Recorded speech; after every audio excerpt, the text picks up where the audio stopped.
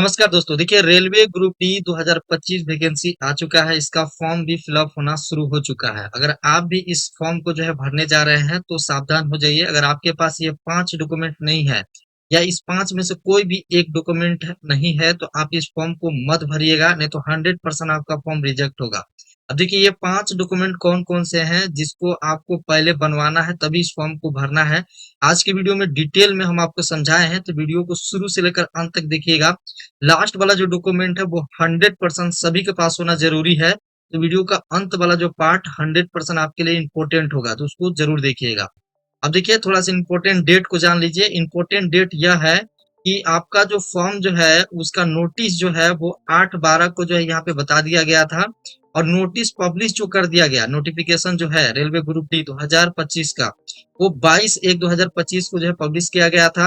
अब देखिए रजिस्ट्रेशन के लिए जो यानी आवेदन जो है आप फॉर्म भर पाएंगे वो 23/1/2025 से शुरू हो चुका है। ठीक है, अब देखिए ये जो खत्म कब हो जाएगा थोड़ा जान लीजिएगा। 22/2/2025 यानी 22 फरवरी को ये फॉर्म जो है क्लोज हो जाएगा, यानी आप इसके बाद फॉर्म को फिलअप नहीं कर सकते हैं। आपको रजिस्ट्रेशन 22 फरवरी से पहले करवा लेना ही चाहिए। ठीक है, अब हम लोग सबसे पहले देखते हैं कि डॉक्यूमेंट क्या क्या चाहिए। तो डॉक्यूमेंट में सबसे पहले आप देखिए, डॉक्यूमेंट में जो सबसे पहला चीज है वो है आपका जीमेल और मोबाइल नंबर। अब आप कहेंगे कि इसमें क्या बड़ी बात है, जीमेल और मोबाइल नंबर तो मेरे पास होता ही होता है। देखिए जीमेल के बारे में थोड़ा सा चीज समझिएगा। यहाँ पे जीमेल देने से पहले आपको सावधान होना है। सावधान क्या सावधानी बरतना है कि जीमेल वही दीजिएगा जिसका पासवर्ड आपको पता हो। ठीक है, जीमेल आपको वही देना है जिसका पासवर्ड आपको याद हो, या उस जीमेल में कौन सा मोबाइल नंबर आप दिए हैं, यानी कौन से मोबाइल नंबर से आप उस जीमेल को बनाए हैं, वो जीमेल वही जीमेल आपको देना चाहिए।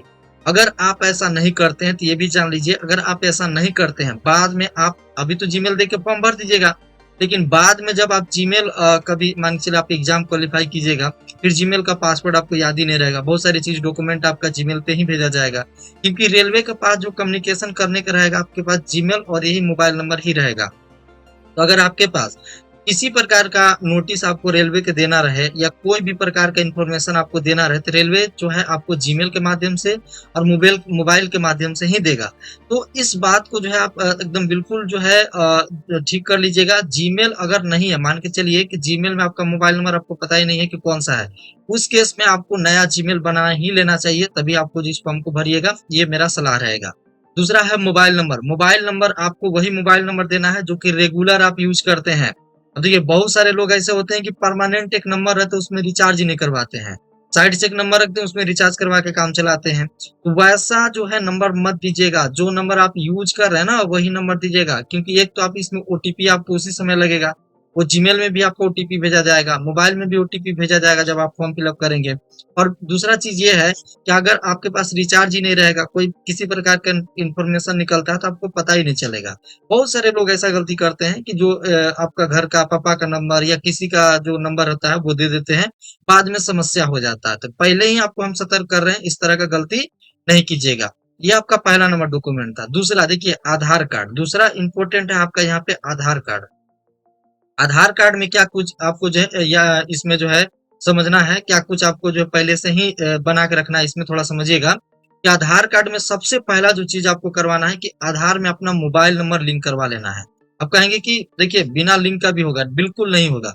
आधार में अगर आपका मोबाइल नंबर लिंक नहीं है तो आप फॉर्म जो है नहीं फिलअप कर सकते हैं, क्योंकि आधार से यहाँ पे वेरीफाई किया जा रहा है, ओटीपी भेजा जा रहा है। जो नंबर से आपका लिंक रहेगा ना उस पर ओटीपी भेजा जाएगा। बहुत से लोगों की एक जो है कंफ्यूजन रहता है कि आधार में नंबर तो दिया हुआ रहता है लेकिन वो नंबर में रिचार्ज नहीं रहता है। तो ये एक बात जान लीजिए, रिचार्ज होना चाहिए। मोबाइल जो आधार से लिंक है नंबर उसमें रिचार्ज रहेगा, तभी अभी का जो सिस्टम है कि आपका ओटीपी उसी पे जाएगा जिसमें रिचार्ज रहेगा। तो अगर आपका रिचार्ज ही नहीं रहेगा तो आपका ओटीपी नहीं जाएगा, फिर फॉर्म आप नहीं भरवा पाएंगे।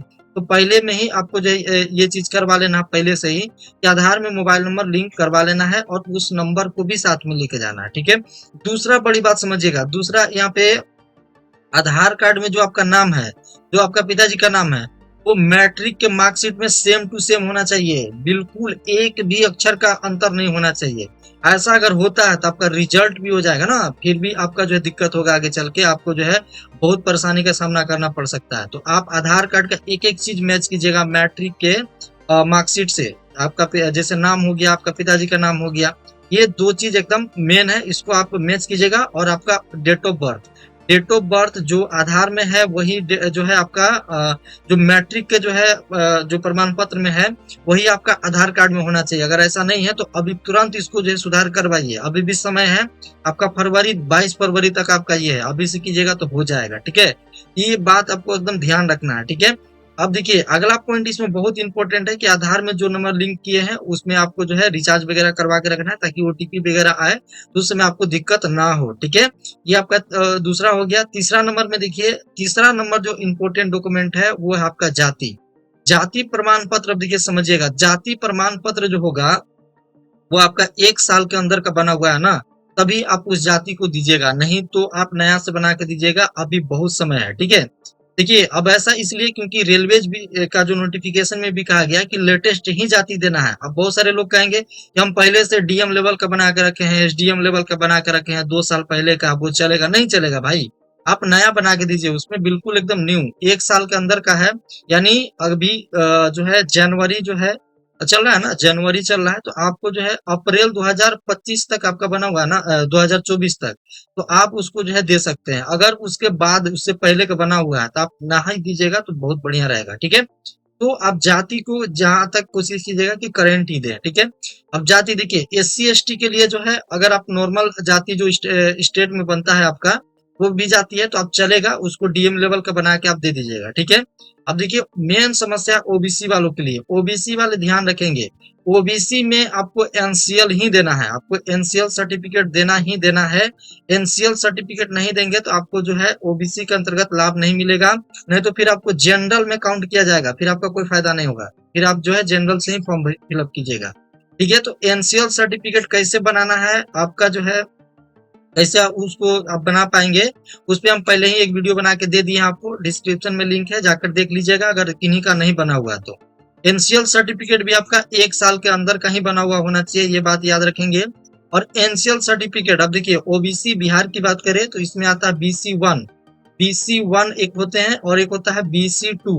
अब बहुत सारे लोग बोलते हैं कि बीसी 2 वाले के लिए क्या किया जाए, तो बीसी 2 देखिए जिनका 8 लाख से इनकम कम है वो एनसीएल बना सकते हैं, ठीक है। ये इन्फॉर्मेशन हम आपको दे रहे हैं। और दूसरा है कि बीसी 1 के लिए तो आपका बनेगा ही बनेगा, एनसीएल आपका जो है बना ही लेना आपको। तो दोनों केस में अगर बीसी 2 में आपका 8 लाख से ज्यादा है तो एनसीएल मत बनाइएगा, जनरल से दीजिएगा, कोई दिक्कत नहीं है। लेकिन अगर बीसी 1 में आप आते हैं, जिसको ईबीसी के नाम से भी जानते हैं, अगर इसमें आते हैं तो अगर 8 लाख से इनकम कम है तो आप एनसीएल सर्टिफिकेट बना के दीजिएगा, तभी आपको जो है आरक्षण का लाभ मिलेगा, ठीक है। तो ये आपका हो गया जाति से रिलेटेड इन्फॉर्मेशन, ठीक। अब देखिए चौथे नंबर में आपको जो डॉक्यूमेंट रखना है आपके पास वो है 10th या आईटीआई का सर्टिफिकेट। अगर आपके पास 10th का सर्टिफिकेट है वो रखना है, या आईटीआई का सर्टिफिकेट है तो उससे भी आप फॉर्म को फिलअप कर सकते हैं। आप फॉर्म भरते समय आपको मार्कशीट और सर्टिफिकेट दोनों ही अपने साथ में रखना है, क्योंकि आपका जो है मार्कशीट में जो पासिंग डेट रहता है ना वो दिया हुआ रहता है, ठीक है। तो इस बात को ध्यान रखिएगा, दोनों ही आपको जो है देना है। बाकी अगर आप 12वीं जो है पास है, मान के चलिए बहुत सारे लोग 12वीं पास हैं, अब चाहते हैं कि नहीं 12वीं से ही फॉर्म भरे, तो देखिए पहले आपको 10th का सर्टिफिकेट देना ही देना है, उसके बाद आप 12वीं का चाहे तो दे सकते हैं, नहीं तो कोई दिक्कत नहीं है। आपका 10th बेसिस का ही ये जॉब है, ठीक है ना, 10th बेसिस का ही ये जॉब है, तो आपको 10th का ही सर्टिफिकेट मांगा जाएगा, ठीक है। याद रखिएगा 10th का जो आपका सर्टिफिकेट होता है, सर्टिफिकेट, अब देखिए बहुत सारे लोगों का ये भी कंफ्यूजन होता है कि 10th का जो सर्टिफिकेट होता है एक मूल प्रमाण पत्र होता है, अगर हम बिहार की बात करें तो अगर मूल प्रमाण पत्र आपका नहीं है तो आप प्रोविजनल दीजिएगा। अगर प्रोविजनल आपका जो है मान के चलिए 2 साल पूर्व गया है 10th का एग्जाम दिया हुआ, तो आपका मूल प्रमाण पत्र आपके शैक्षणिक संस्थान जो भी है उसमें आ चुका होगा, आप जाकर वहां से उठा लीजिएगा, मूल प्रमाण पत्र का ही डाटा दीजिएगा, ठीक है। क्योंकि आपसे जो डॉक्यूमेंट वेरिफिकेशन होगा तो मूल प्रमाण पत्र ही आपसे मांगा जाएगा, ठीक है। तो ये बात आपको ध्यान रखना है, सर्टिफिकेट में ये सब चीजें आपको जो है बढ़िया से करके तभी आप इस फॉर्म को जो भरिएगा। आपका जो 5वां नंबर जो इम्पोर्टेंट है वो है यहाँ पे, ठीक है, मेन है आपका फोटो और सिग्नेचर।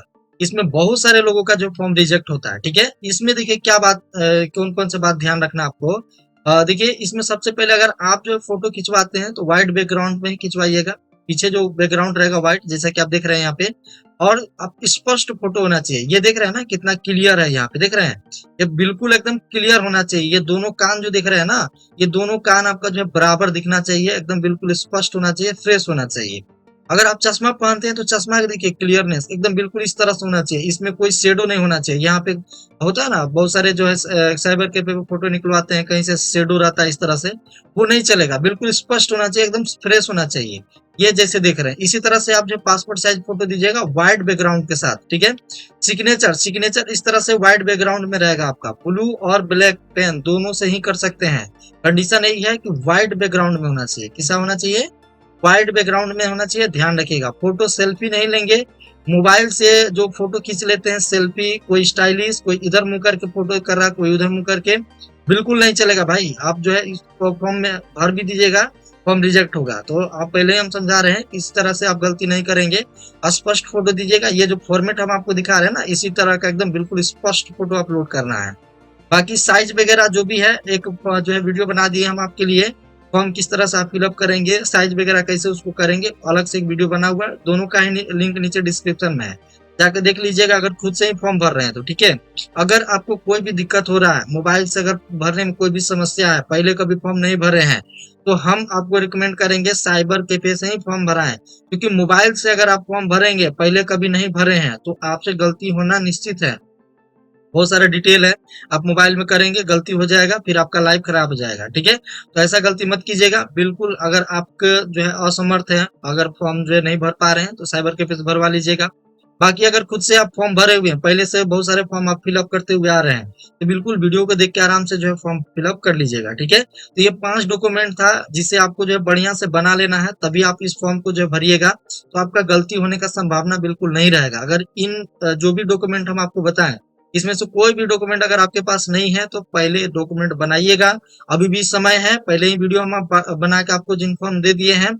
समय भी बहुत ज्यादा है। आप सारा एनसीएल बनाना चाहें तो एनसीएल बन जाएगा, जाति बनाना चाहें जाति बन जाएगा, कोई दिक्कत वाली बात नहीं है। 1 महीना आपको समय मिला है। अब देखिए बहुत सारे लोग ये भी कहेंगे कि जाति अभी अप्लाई करेंगे तो फिर जो है अगर कब किस डेट तक लेगा, तो देखिए फॉर्म जिस दिन एंड हो रहा है ना, यानी 22 फरवरी से पहले तक, एक दिन का भी पहले अगर जाति बनवा लेते हैं ना, तो वो वैलिड रहेगा, कोई दिक्कत नहीं है इसमें। बाकी और भी कोई दिक्कत है, आपको कोई कंफ्यूजन है, समझ में नहीं आ रहा, कमेंट कीजिए जल्दी से, ठीक है। तो इस वीडियो में इतना ही इन्फॉर्मेशन रखेंगे। उम्मीद है आपको सारा इन्फॉर्मेशन समझ में आ गया होगा। वीडियो अच्छा लगा तो वीडियो को लाइक कीजिएगा, चैनल को सब्सक्राइब कीजिएगा इसी तरह के इन्फॉर्मेटिव वीडियो देखने के लिए। मिलते हैं नेक्स्ट वीडियो में, तब तक के लिए जय हिंद, जय भारत।